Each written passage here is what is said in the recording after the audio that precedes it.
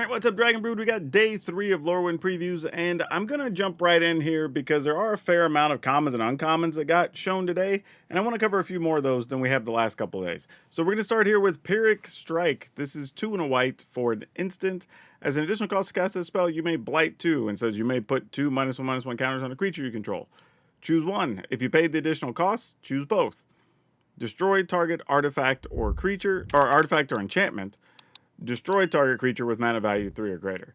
I think this card's just playable. Now, 3 is a lot, but giving you the option of getting rid of an artifact and enchantment or a large creature is all very good. And the fact that you could possibly do both, and if you're playing a deck that already wants to have blight counters on something, whether that's to reduce or, to pay cost on stuff later, or you have something that just cares about having so many blight counters on the battlefield, whatever, this could fit into those builds. So this is going to be one I would keep my eye on when you're deck building. Kinsbale Aspirant. This is 1 mana for a 1 white mana for a 2/1 Kithkin citizen. As additional cost to cast a spell, behold a Kithkin or pay 2. So it could cost 3, or you can remove something else to play this. Whenever another creature you control enters, this creature gains +1/+1 until end of turn. Like, this is a weird one because you get a 2/1 for 1, kind of. But again, if we're in a world where stuff leaving and entering the battlefield whatever makes sense, then this is fine. I mean, paying 3 for a 2/1 that just occasionally is larger is not great. But it's going to come down to, I think, how many ETB things really matter here. But this could be playable. But right now, I'm going to say it still remains to be seen. Of course, there's going to be more fairies. So there's Glamour Grifter. Or Glamour Gifter, not Grifter. Colicino white or blue. Why did I say white for? So it's 2 mana, 1 in a blue for a 1/2 fairy wizard, flying, flash. When this creature enters, choose up to 1 target other creature. Until end of turn, that creature has base power and toughness 4/4 and gains all creature types. I could see this one being useful, right? Even if nothing else, you flash this into basically giant growth another creature. It's not bad, truthfully. This is actually pretty useful. And you get a 1/2 to go with it. And the creature you affect turns into all creature types, in case that matters. So, yeah, this is going to be a little bit of a tricky card, but probably could get a little bit of play. Burden Stoneback. 1 and a white for a 4/4 giant warrior. This creature enters with 2 -1/-1 counters on it. You can pay 1 and a white, remove a counter. Target creature gains indestructible to end of turn. Huh. I mean, a 2 mana 2/2 that you effectively can pay 2 to give the creature +1/+1 and something gains indestructible. That's passable. I mean, it's a giant and a warrior, so it doesn't fit any of the major creature themes, which could probably be its downside, unless giants are a thing. But this is bordering unplayable. I think the problem is right now we have so many other creatures that can give stuff indestructible for 1 mana. And some can give indestructible to multiple things. So that's probably going to keep this one from being played. Unless the -1/-1 counters really matter. Unwelcome Sprite. 1 and a blue for a 2/1 flying fairy rogue. Whenever you cast a spell during an opponent's turn, surveil 2. This is annoying, but kind of playable. Right? Every time you counter something, you do whatever on your opponent's turn. Well, yeah, you just get to surveil 2. I was about to say something else, but it's kind of just straightforward. I think the problem here is the words are good. We need to see what other fairies end up all being playable, because while this is useful, it might end up not making the cut. Oh my gosh, what is this thing? Sunderflock. 7 blue, so 9 mana for an elemental that's a 5/5. This spell costs X less to cast, where X is the greatest mana value among elementals you control. It does have flying. When this creature enters, if you cast it, return all non-elemental creatures to their owner's hand. Never mind, this thing could be nuts. Because let's assume you have, I don't know, 3 other elementals, right? So instead of costing 9, this costs 6. Is that good enough? I mean, considering it bounces everything but your stuff. I mean, I say that. Here's the problem. We don't know how many things are going to care about being all different creature types or whatever, or how many changelings there's going to be.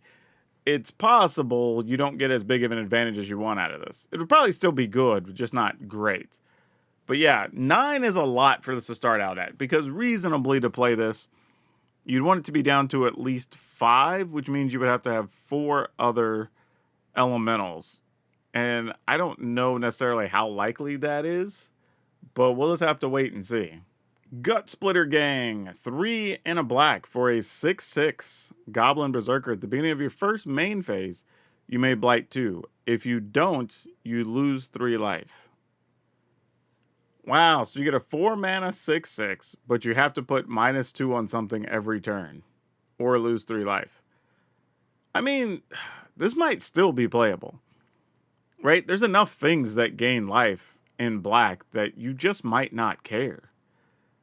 Yeah, this is a wild one. Like this is balanced just right, because a 4 mana 6/6, great. If you're playing something where the blight counters matter, then this is actually a benefit, not a drawback that you're putting counters on stuff. So yeah, this is one that probably could see play, oddly. Oh, we have a character, just Grub, Storied Matriarch. 2 and a black for a 2/1 Goblin Warlock with Menace. When this creature enters or transforms, return up to 1 target Goblin card from your graveyard to your hand. At the beginning of your first main phase, you can pay a red. If you do, turns into Grub, Notorious Auntie. It's also a 2/1 Menace on the backside. Whenever this attacks, you can blight 1. If you do, create a tapped and attacking token that's a copy of the blighted creature, except it has, at the beginning of the end step, sacrifice this token. Ooh, ho ho ho ho. Okay, let's talk about the front side. Front side is fine, right? Let you return a goblin from your graveyard to your hand.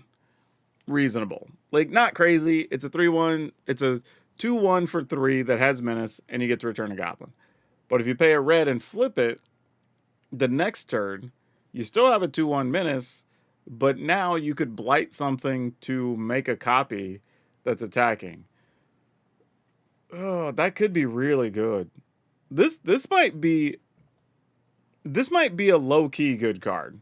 Like, it might look a little deceiving, but I could see this card doing a lot of work. Just being able to copy a creature is big. Yeah, and it's pretty much non-conditional. You just have to put your blight counter on something. Yeah, that's pretty cool. I don't have a complaint about this. I was just like kind of thinking about it, and I was like, yeah, this is probably just fine. Warren Torchmaster, 1 in a red for a 2/2 Goblin Warrior. At the beginning of combat on your turn, you can blight 1. When you do, target creature gains haste until end of turn.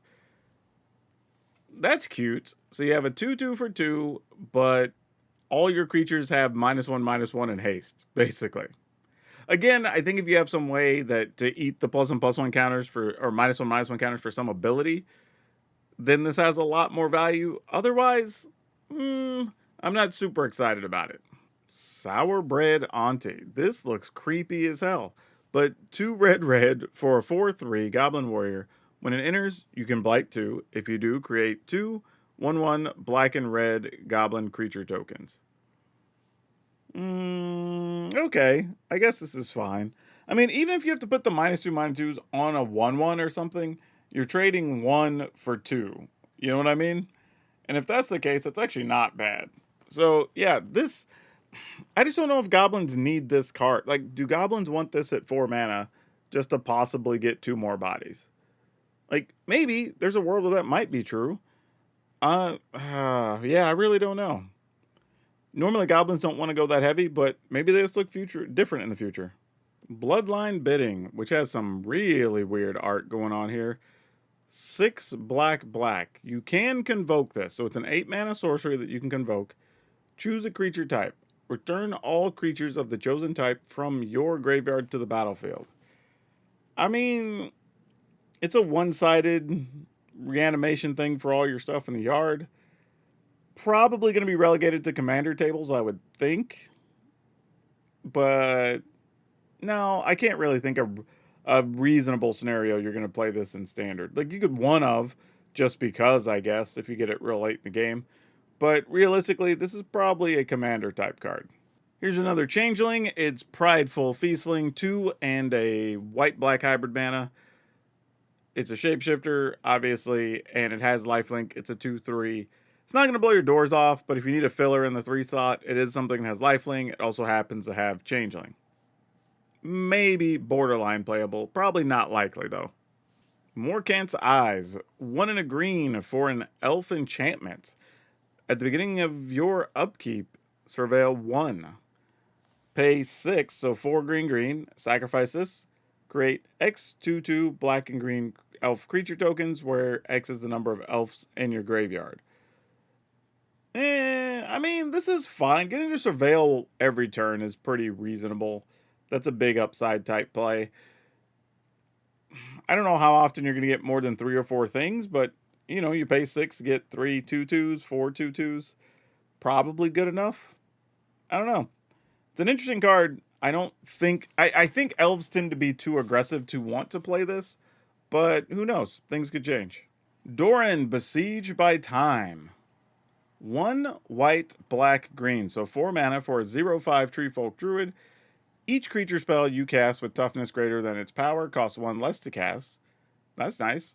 Whenever a creature you control attacks or blocks, it gets +X until end of turn, where X is the difference between its power and toughness. Ooh, okay, so if you have, let's say, Doran, as an 0/5, attacks or blocks, it gets +5/+5? That's kind of nice.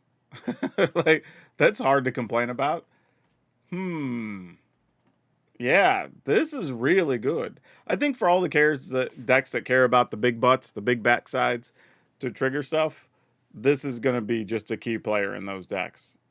And could be a surprising just winning card, right? If your opponent plans on certain combat math, you top deck this, and now all your creatures are dealing an extra +2 or +3. That might just be enough. So yeah, kind of a cool card. I like the design on this one. Gathering Stone. 4 mana for an artifact that says choose when it enters, choose a creature type. Spells you cast of the chosen type cost 1 less to cast. When this artifact enters, and at the beginning of your upkeep, look at the top card of your library. If it's a card of the chosen type, you may reveal it, put it in your hand. If you don't, put the card into your graveyard. Oh, if you don't put the card in your hand, you may put it into your graveyard. Yeah, this is just decent. It's 4 mana, which is a little bit much, but you get a reduced cost on all your cards. You possibly get a free card every turn. There will be people who try to play with this. I don't think it's really standard worthy, but it's close. I do think it'll work in a lot of commander decks, though. Any type of creature themed deck, I think, could play this, especially if you have stuff that is slightly higher cost. Getting that 1 mana off everything would be pretty cool. We have Wistfulness, who looks a little bit like a dinosaur. You have 5 mana, so it's 3 and 2 Simic hybrid mana. It's an elemental incarnation, and it says when this creature enters, if you paid 2 green, exile target artifact or enchantment an opponent controls. If you paid 2 blue, draw 2 cards, then discard a card. It has Evoke of 2 Simic hybrid mana. It's a 6/5. This is pretty good. I mean, any deck that can support it can just play it as a way to destroy artifacts and enchantments, which is fine. A lot of decks do want that, and being able to have that in blue or green is pretty sweet. Draw 2, discard 2. All right. I mean, it's a thing. Would a blue deck that just wants to draw and discard play this to have the option again late on a 6/5? Maybe. Green decks might play this as an artifact or enchantment removal and still have a body later. I don't think that's bad. So I think of the incarnations we've seen so far, because I believe we've seen 4 of them, this is probably like third, but it's still pretty useful though. I think they'll all see some amount of play. All right, that's it. Looks like we only have a day or two left of previews. Once that's all done, we'll do a follow-up with our highs and lows. And, of course, I'll get with Dev, and we'll do our top picks and everything else. So if you haven't subscribed yet and liked the video, please do that. I'd really appreciate it. And you don't want to miss those other videos. People love those every season. But that's all I have for you for now. We'll see you next time.